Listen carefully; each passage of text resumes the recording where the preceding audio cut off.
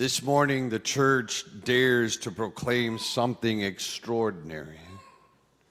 Not only that God has entered our story, but that before there was a story at all, God was already there. In the beginning was the Word, and the Word was with God, and the Word was God. John does not begin with Bethlehem. He does not begin with Mary or Joseph or the angels or in a manger. He takes us all the way back, before time, before history, before creation itself, before there was light, before there was dust, before there was a breath in human lungs, there was the Word. And there is where Christmas morning deepens this mystery. Matthew tells us how Jesus enters history. John tells us who he has always been.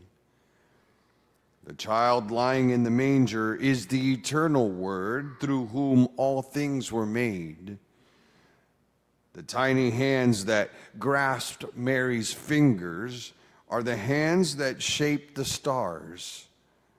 The voice that will one day cry out from the cross is the same voice that said, "Let there be light." And then John gives us the line that changes everything. And the Word became flesh and dwelt among us. Not visit us, not hover over us, not appear to us briefly and then leaves. No, he dwelt among us. Literally, he pitched his tent among us. God moves into our story. This is not poetic metaphor.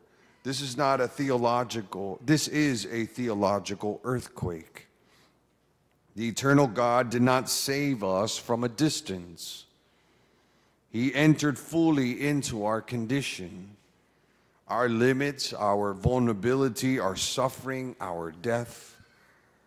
And here's where the first reading from Isaiah comes alive.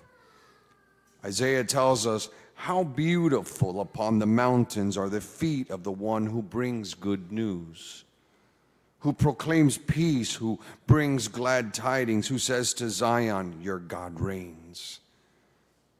For centuries, Israel waited through exile, waited through silence, waited through darkness. And Isaiah dares to say, God will stay silent no longer.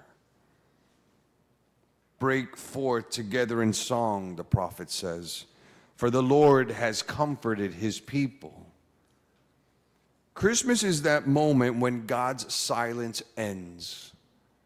Not with thunder, not with armies, but with a newborn baby. The good news does not arrive as an explanation. The good news arrives as a person. And Hebrews makes this even clearer in our second reading. It says, "In times past, God spoke in partial and various ways through the prophets. In these last days, he has spoken to us through his Son."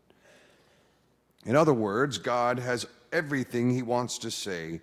He has said everything in Jesus Christ.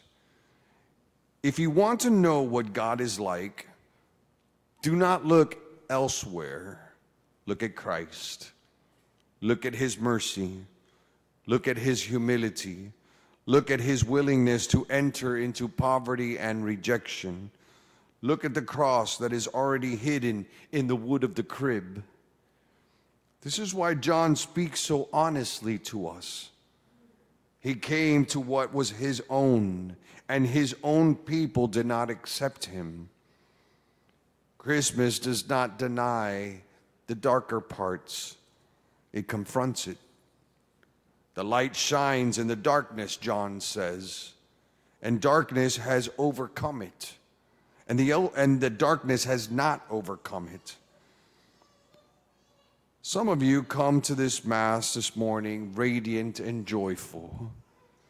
Others are coming to Mass with grief, with exhaustion, with fear, disappointment or doubt, with worry. Some come because of faith. Some come because of habit. Some come because you are searching and don't know quite yet what you're looking for. John does not shame you. John does not shame any of that. He simply says, the light has come. And here is the breathtaking truth about Christmas. God did not wait for us to understand him before coming. He does not wait for us to clean ourselves and have a perfect life. He does not wait for perfect faith. He came so that those who believe in him might be children of God.